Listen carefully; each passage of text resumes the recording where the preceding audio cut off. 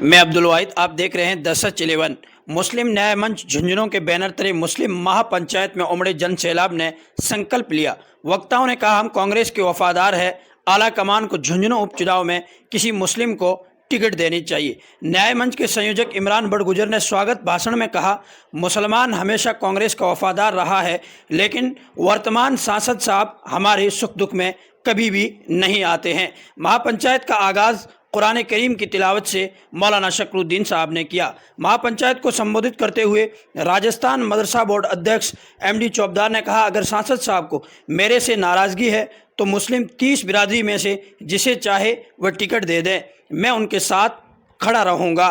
बता दें कि कुछ दिनों पहले MD चौबदार ने टिकट को लेकर दावेदारी पेश की थी। राजस्थान के पूर्व मुख्यमंत्री अशोक गहलोत और नेता प्रतिपक्ष टीकाराम जूली से मिले थे। रिटायर्ड IAS अशफाक खान ने कहा कि कांग्रेस मुसलमानों की कदर नहीं करती। मेरी आपको जहां भी ज़रूरत पड़ेगी मैं हाजिर रहूंगा। हम तय करेंगे कि टिकट किसको देना है। औला जी कौन होते हैं तय करने वाले।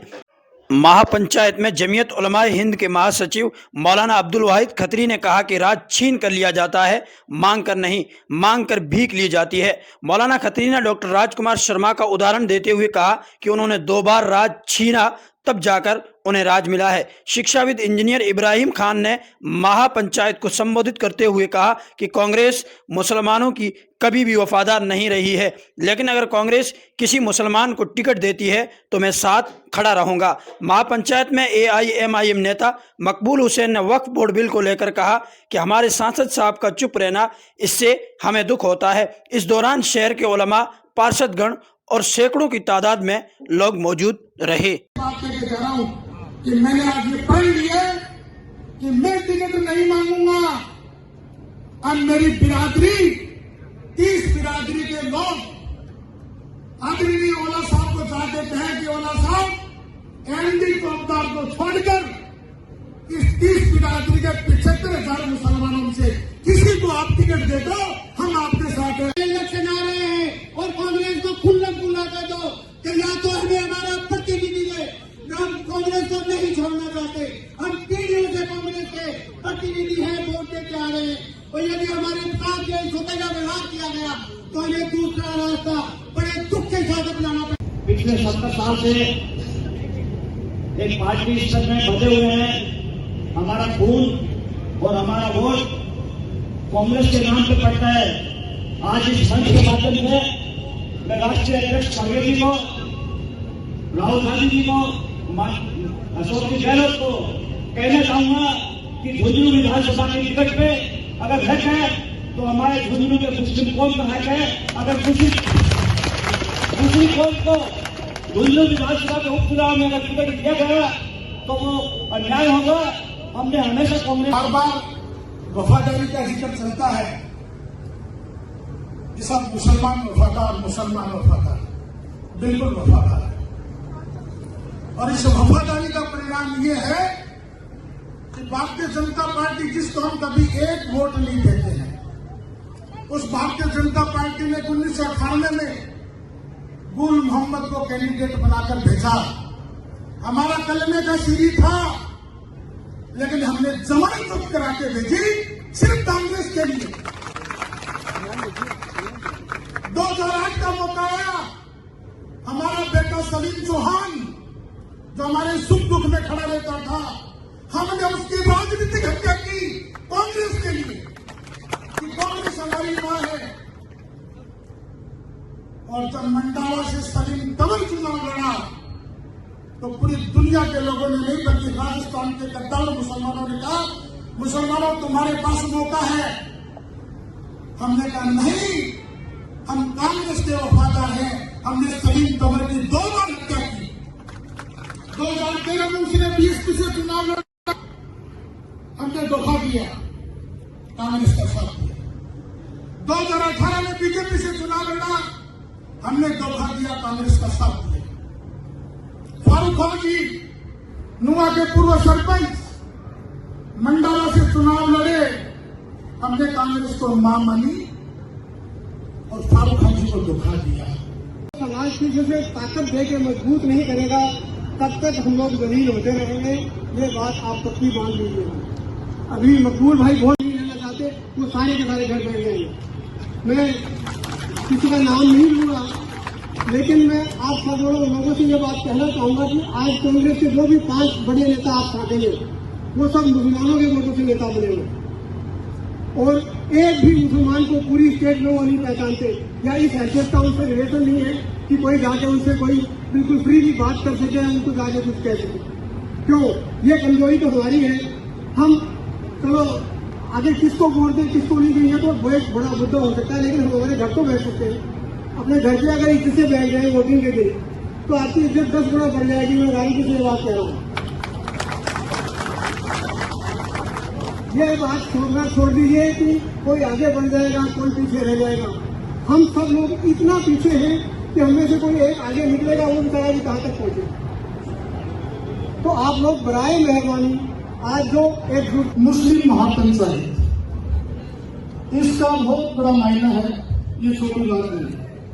और आपने इस बात का सबूत भी दे रखा है महापंचायत से लगती है। मेरा मानना और कहना यह है, यह महापंचायत जब रंग आएगी जब आप महापंचायत इसको बनाओगे। महापंचायत कब बनेगी वो भी मैं छोटी सी बात आपके सामने पेश करता हूँ। बाड़मेर जैसलमेर लोकसभा का चुनाव हो रहा था। कैलाश चौधरी भारतीय जनता पार्टी के उम्मीदवार और कांग्रेस का उम्मीदवार राम जी बेनीवाल। श्री विधानसभा का जैसा निर्दलीय उम्मीदवार राजपूत बिरादरी का, हमारे राजपूतों से बेटी रोटी का मेल है। राजपूतों से हमारी बहुत ज्यादा मोहब्बत है, हमारी सभी बिरादरियों से मोहब्बत है। लेकिन कोई ये सोचते कि हमारे राजपूतों से मोहब्बत नहीं है। हमारे पास मौका था कि रविंद्र भारती को चुनाव जिताते और सिर्फ विधानसभा खाली करवा लेते। हमें पता लगा कि वहां के मुसलमान रविंद्र भारती के साथ चल रहे हैं। मुझे देर रात कॉल आया कि इमरान प्रताप रेड्डी को बाड़मेर की सभाएं कराओ। बापुदाई मन से कह रहा हूं। और यहां जैसलमेर बाड़मेर के मौलाना भी बैठे होंगे, हाथ उठा के हाथ करो कि आपकी कागरिया और सेठवा की 2 सभा इमरान प्रताप रेड्डी कुर्ता उठाकर भीख मांग कर आया था।